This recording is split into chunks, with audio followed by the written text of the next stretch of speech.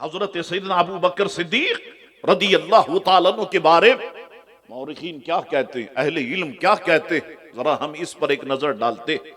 علامہ مومن شبلنجی فرماتے کہ حضرت ابو بکر صدیق رضی اللہ عنہ نے آخری 26 سال اسلام میں گزارے، مردوں میں سب سے پہلے اسلام قبول کی۔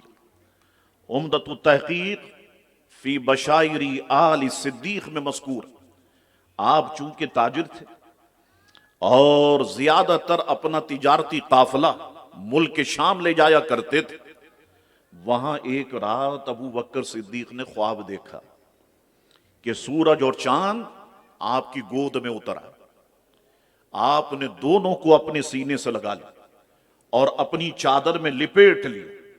جب بیدار ہوئے تو ایک نصرانی راہب سے اس کی تعبیر پوچھنے کے لیے گئے۔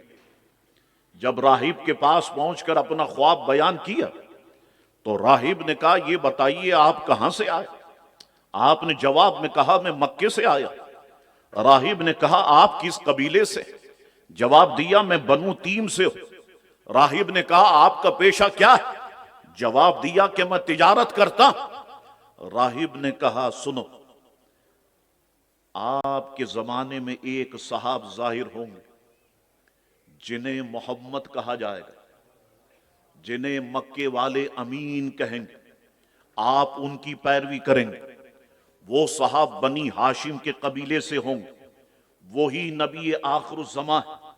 اگر وہ نہ ہوتے تو اللہ تعالیٰ آسمانوں اور زمینوں اور جو کچھ ان میں ہے پیدا نہ فرماتا، نہ حضرت آدم علیہ السلام کو پیدا فرماتا، نہ ہی نبیوں اور رسولوں کو پیدا فرماتا۔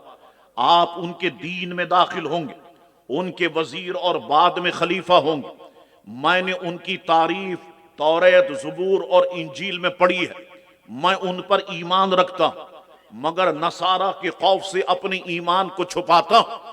جب حضرت ابو بکر صدیق نے حضور علیہ السلام کی تعریف سنی تو ابو بکر صدیق کا دل بہت نرم ہوا اور آپ کی زیارت مبارکہ کا شوق پیدا ہوا، اور مکہ مکرمہ میں آ کر حضور علیہ السلام سے ملاقات کی اور بہت محبت کرنے لگے۔ آپ کو ایک گھڑی نہ دیکھتے، مورخین کہتے ہیں کہ بے چین ہو جاتے۔ جب اس طرح کچھ وقت گزرا تو رسول اللہ علیہ السلام نے ایک روز فرمایا، ابو بکر، تم ہر روز ہمارے پاس آتے ہو، ہمارے پاس بیٹھتے ہو، تم مسلمان کیوں نہیں ہو جاتے؟ ابو بکر صدیق نے عرض کی، اگر آپ نبی ہیں تو آپ کے لیے کوئی موضع ہونا چاہیے۔ حضور علیہ السلام نے ارشاد فرمایا، کیا تمہارے لیے وہ موضع کافی نہیں ہے جو تم نے ملک شام میں دیکھا؟ کیا وہ موضع کافی نہیں جو تم نے ملک شام میں دیکھا اور راہب نے تعبیر تمہیں بتائی؟ ابو بکر صدیق نے جب سنا اسی وقت کہنے لگ گئے، اشہد ان لا الہ الا اللہ واشہد ان محمد رسول اللہ۔ کلمہ پڑھا اور ابو بکر صدیق دار اسلام میں داخل ہو گئے۔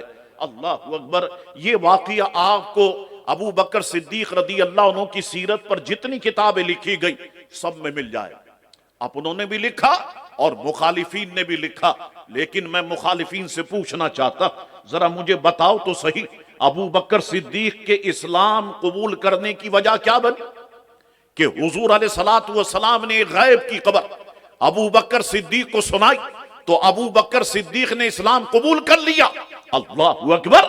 گویا ابو بکر صدیق کا یہ عقیدہ تھا کہ اللہ کا جو نبی ہوتا ہے اللہ تعالیٰ اپنے نبی کو علم غیب عطا فرماتا ہے۔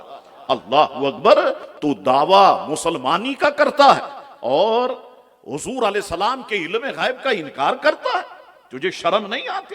حضرت ابو بکر صدیق کو خلیفہ اول مانتا ہے اور حضور کے علم غیب کا انکار کرتا ہے، تجھے شرم نہیں آتی؟ کہ ابو بکر صدیق کا تو یہ عقیدہ ہے کہ میرے آقا علم غیب کے جاننے والے ہیں، اور تو کہتا ہے انہیں دیوار کے پیچھے کی خبر نہیں، تو کہتا ہے انہیں تو کسی چیز کا پتہ نہیں، تو تجھے اس پر شرم کرنی چاہیے۔